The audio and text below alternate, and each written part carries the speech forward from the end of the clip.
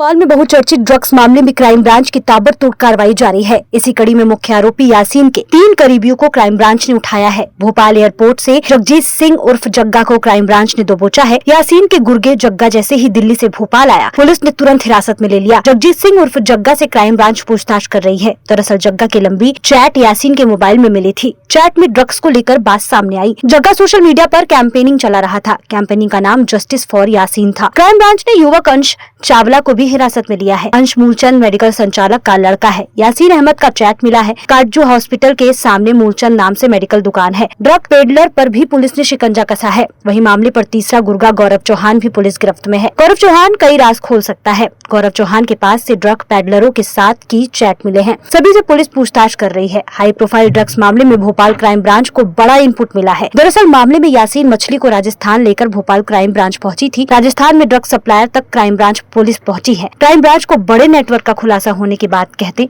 नजर आ रहे हैं। एडिशनल डीसीपी शैलेंद्र सिंह चौहान ने कहा कि यासीन पर तरैया थाने में एक और एफआईआर दर्ज हुई है, जिसमें मारपीट और अपहरण के मामले में एफआईआर दर्ज की गई। पीड़ित का वीडियो यासीन के मोबाइल से मिला था, जिसमें युवक के साथ बंद कमरे में मारपीट की गई थी। वहीं ड्रग्स राजस्थान से लेकर आने पर कहा कि राजस्थान से by road drugs Yasin Bhopal लाता था। मामले में अब तक कुल 7 आरोपी गिरफ्तार किए गए हैं। 4 को क्राइम ब्रांच ने पहले ही पकड़ा था। मामले में आरोपी की संख्या बढ़ सकती है। साक्ष्यों के आधार पर आरोपियों पर सख्त कार्रवाई होगी।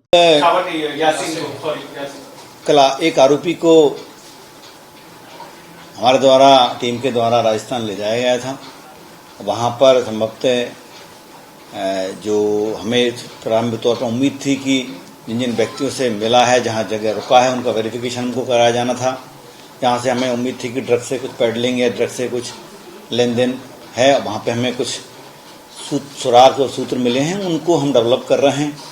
उम्मीद है कि अगले दिनों में उन पे भी कुछ हमें संतोषजनक और समाधान पूर्वक तथ्य मिलेंगे। जगजीत सिंह जग्गा और अंश चावला को भी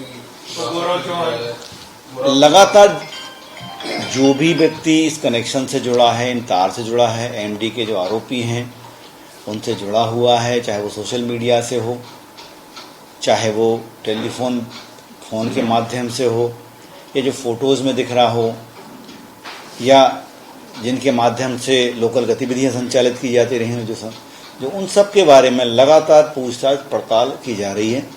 उनसे एमडी के बारे में पूछा जा रहा है, अन्य ड्रग्स के बारे में पूछा जा रहा है, उनसे हथियारों के बारे में पूछा जा रहा है, और जिन जिन से ये हथियार और ड्रग्स जब्त होगा उन पर सब पर कार्रवाई की जाएगी। पूछताछ लगातार जारी रहेगी। बताया जा रहा है कि गोरख चौहान वो है सर, तो इसको लेकर के पूछताछ में भी क्या है कि उसको छोड़ दिया है, ऐसी बात सामने आ रही है। क्राइम ब्रांच की बड़ी सफलता है कि आज ये सूचनाएं हमें मिलना शुरू हुई है। क्राइम ब्रांच की पूछताछ पड़ताल कर रही है। किसी भी आरोपी को किसी भी तरह नहीं बख्शा जाएगा। उसके खिलाफ यदि कोई साक्ष्य मिलता है, सबूत मिलता है और ड्रग्स जब्त होता है तो सख्त कार्रवाई की जाएगी। लगातार पूछताछ जारी रहेगी। अभी सर कितने आरोपी गिरफ्तार हुए, कौन कौन क्या क्या नाम है सर? अभी तक इस कनेक्शन में 4 आरोपी जो गिरफ्तार हुए, उसके हम लोग पृथक से उनकी डिटेल्स जारी कर चुके हैं। 2 आरोपी आज और गिरफ्तार किए गए हैं। चूंकि डायरेक्ट कनेक्शन ना होकर इसमें इसी पूछताछ और पड़ताल में इन तीनों आरोपियों का आइडेंटिफिकेशन हुआ है।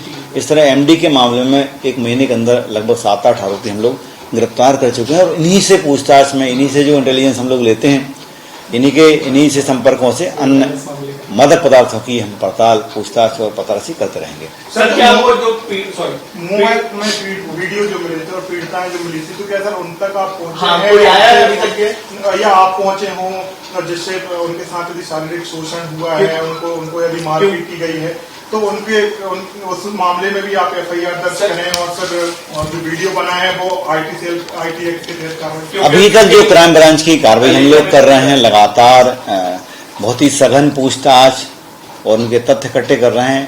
पहचान, पड़ताल, वेरिफिकेशन, अनुसंधान में जांच और जो इन्वेस्टिगेशन इकट्ठा करने का काम लगातार जोरों शोरों से चल रहा है उसमें। और जो वीडियोस के बारे में हम लोगों ने बताया है, चूँकि वो गोपनीय रखे गए हैं, उनकी निजता पीड़ितों की रखी गई है। चूँकि हमें उम्मीद करते हैं, अपील भी करते हैं कि जिन पीड़ितों के साथ घटना हुई है उन्हें तो जानकारी होगी ही, क्योंकि भयमुक्त और निष्पक्ष एक वातावरण बनाया जा चुका है। हम उम्मीद करते हैं कि नागरिक या उनके पीड़ितों के माँ बाप, परिजन उनको थाने लेकर आएँ, उनकी शिकायत कराएं। पिछला रात्रि में एक थाने में इस संबंध में पीड़ित ने प्रकरण दर्ज कराया है उस पर अनुसंधान कर संबंधित जो भी उसमें आरोपी हैं, जो भी दोषी हैं, उनके खिलाफ सख्त कार्रवाई की जाएगी।